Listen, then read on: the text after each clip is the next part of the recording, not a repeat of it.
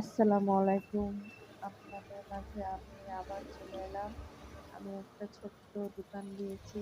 সে দোকানটা হলো আপনার চিনেন কিনা রাজশাহী আমচত্বর। এখানে পুরানা ট্রাক টার্মিনাল আছে। এখানে আমি ছোট্ট একটা দোকান দিয়েছি ফুটপাতে। আপনাদের দুয়াতে আমি উঠে দাঁড়ানোর চেষ্টা করছি। যাই হোক আমি একটা অসহায় মানুষ।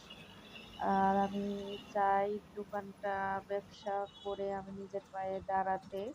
আপনারা একটু সহযোগিতা যদি করতে পারেন তো আমি এখান থেকে আমি কোনো কিছু করে একটা দেখাতে পারবো।